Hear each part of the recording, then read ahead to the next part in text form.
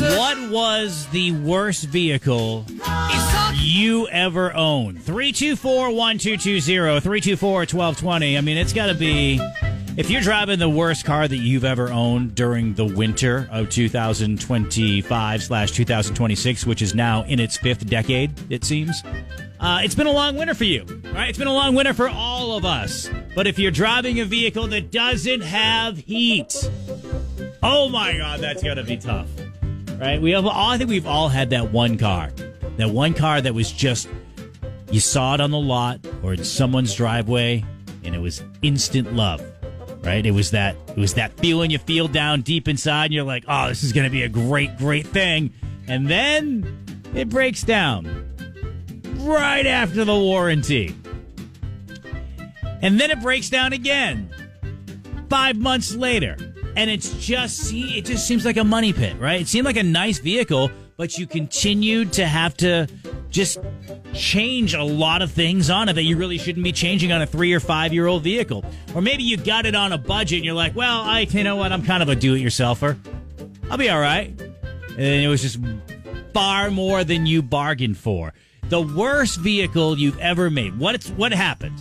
What's the story with it? 207-324-1220. We get Ken checking in saying a Vega. Fill up the oil and check the gas. And no, that's not written backwards.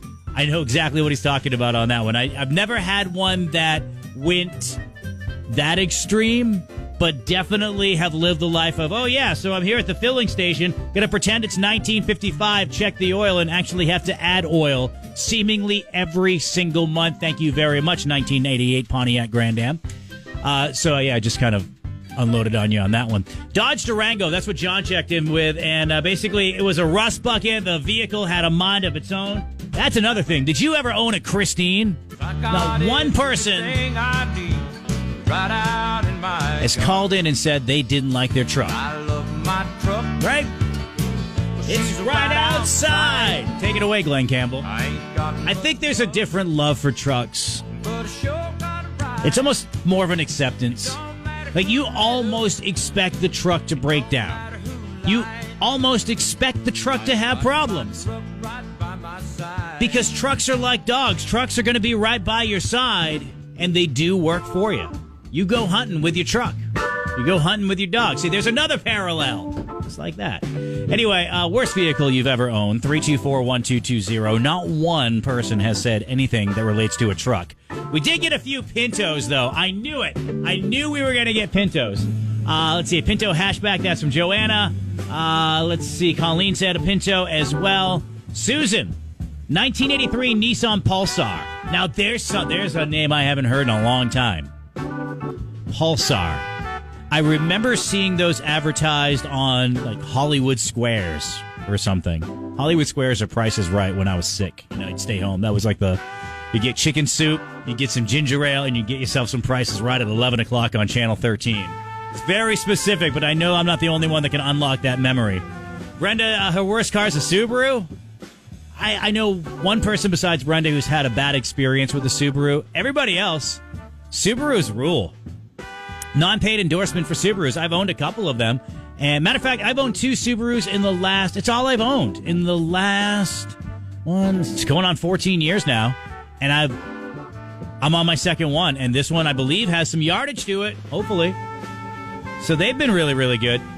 So yeah, the Pinto, a lot of Pintos. That would be the Pinto hatchback as well.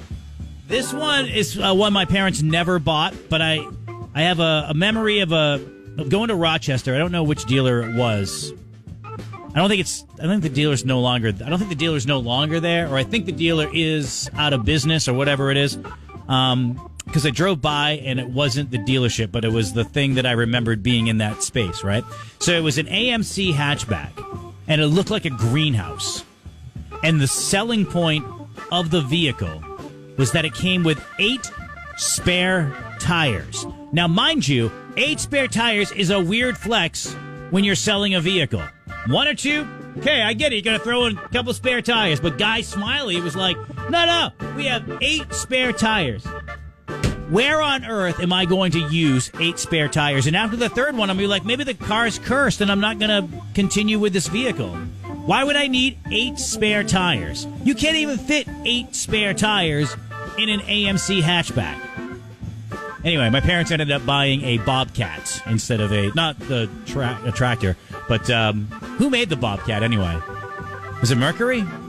I can't remember. If you know, 324-1220, 324-1220. But yeah, unlocking memories of the worst car you've ever owned. Brenda's like, 1986 Plymouth Duster. Red and sporty, cheaper than the Challenger at the time, and brand new off the lot. The car was a piece of crap. Every day I would go around a corner, it would just stop running. Did we have a lemon law back in 1986?